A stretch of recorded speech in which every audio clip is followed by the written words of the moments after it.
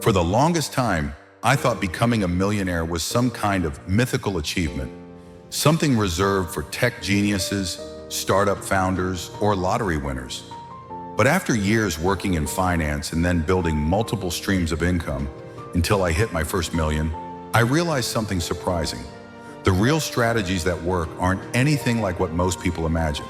And if I had to start from zero today, I know I could get there in half the time. Here are the 5 things I do differently.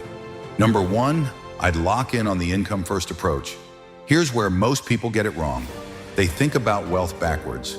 They obsess over cutting expenses, living cheap, and trying to save their way to a million. And sure, on the surface, that feels safe. It feels responsible. But the reality, it's almost impossible to save your way to 7 figures. Let me break it down. If you save $500 a month, which is more than most people manage, it would take you 167 years to hit a million. Even if you're a rock star saver putting away $2,000 a month, you're still looking at 40 plus years. 40 years just to reach that first million. I know because I tried that route. I spent years earning a good salary, living way below my means, and I was nowhere close. I eventually realized I was playing the wrong game entirely. Now don't get me wrong, budgeting has its place. But if you actually want to reach that milestone in your lifetime, you've got to flip the script. You have to stop obsessing over how to shrink your expenses and start obsessing over how to grow your income. That one mental shift changed everything for me. Instead of clipping coupons or chasing tiny savings, I asked myself bigger, better questions. What new skills can I learn that'll pay me more? Where should I invest so my money works harder than I do? Which of my existing skills can I monetize right now? These are the kinds of questions that pull you out of the traditional path and force you to think differently. And once I made that shift, things started to actually move. And just to be clear, this doesn't mean you go wild with spending. It means you understand the difference between being smart with your money versus being penny wise but pound foolish with your time and energy. Number 2, I learned to say no almost all the time.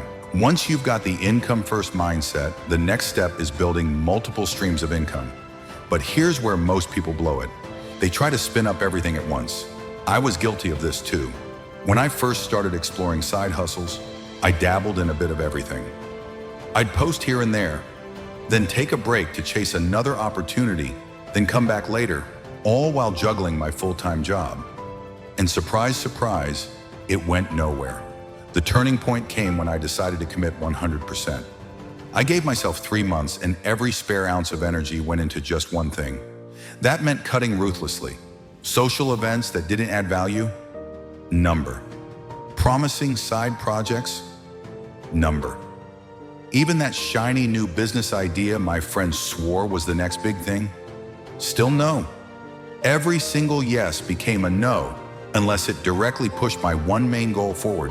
I still had my day job, but outside of that, it was all in. And that's when momentum started to build. Because here's the difference. Being interested in something means you'll do it when it's convenient. Being committed means you'll do whatever it takes, even when it's uncomfortable, even when it's not fun. And the best part? Even if it doesn't work out, you're not stuck. At the end of 3 months, 6 months, or whatever timeline you set, you can reassess. If it's gaining traction, keep going. If not, pivot to the next thing.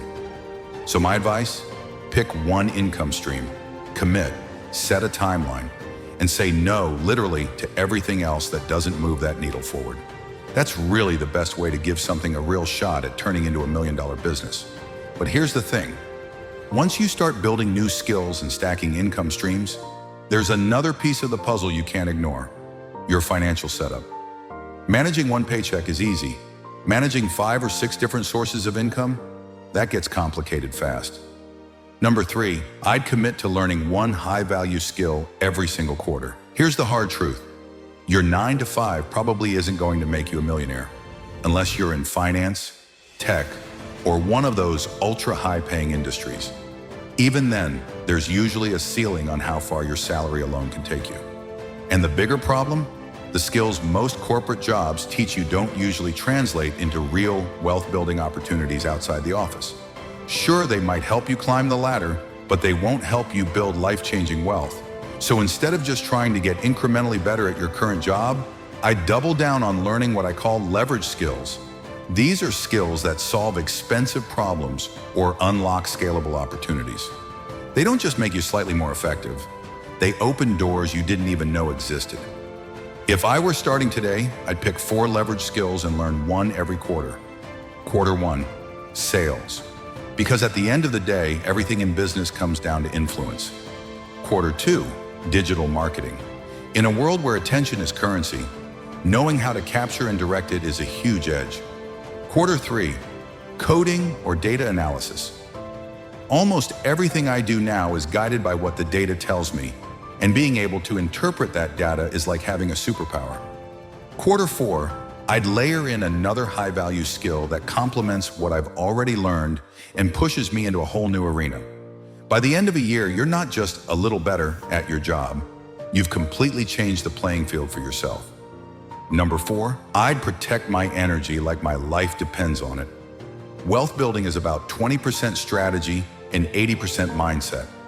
But most people burn through their mental energy on the wrong things, scrolling social media, comparing themselves to others, getting caught up in negative news, or worrying about stuff that doesn't actually move the needle.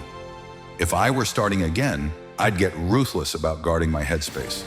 That doesn't mean isolating yourself. It means intentionally fueling your mind with the right inputs. For me, that would mean podcasts, YouTube channels, books, and conversations that expand my thinking about money, business, and growth. Because here's the truth. When your energy is low, you miss opportunities. When your mind is cluttered, you don't make smart decisions. But when you protect your focus, everything else compounds. Number 5, I'd obsess over the process, not the outcome. Chasing $1 million sounds exciting, but here's the trap. If you're sitting at $10,000, staring at that $1 million finish line, it feels impossibly far away. That's when most people quit. The secret is to stop obsessing over the end goal and start falling in love with the day-to-day grind. The process of learning, building, and improving. Because if you stick with the process long enough, the million becomes inevitable. That gap between where you are right now and where you want to be, it can feel flat out impossible. When all you do is measure yourself against this giant end goal, every day feels like a loss because you're not there yet. And instead of seeing how far you've come, all you notice is how far you still have to go. So here's my advice. Stop obsessing over the million and start falling in love with the daily actions that actually create wealth. For me, it looked like this.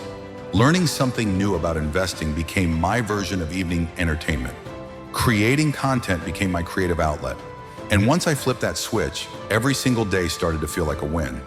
Not because I was suddenly stacking millions overnight, but because I was moving forward, gaining skills, building habits, and shaping myself into the kind of person who could handle wealth. Think of it like this. If you focus on doing the right things consistently, day after day, month after month, the million stops being a question of if and starts becoming a question of when. But here's the flip side. If you're constantly stressing about the outcome, you'll probably quit long before you ever get there. That's why your real goal should be this. Commit to the process. Every day, take small, intentional steps that compound over time. Because the process is the part you control. The outcome? That's just the natural result of getting the process right. And there you have it. 5 moves I'd make to hit millionaire status in half the time. If you got value from this, do me a favor. Hit that like button, share this with someone who's chasing their first million, and make sure you subscribe so you don't miss the next deep dive. Trust me, we're just getting started.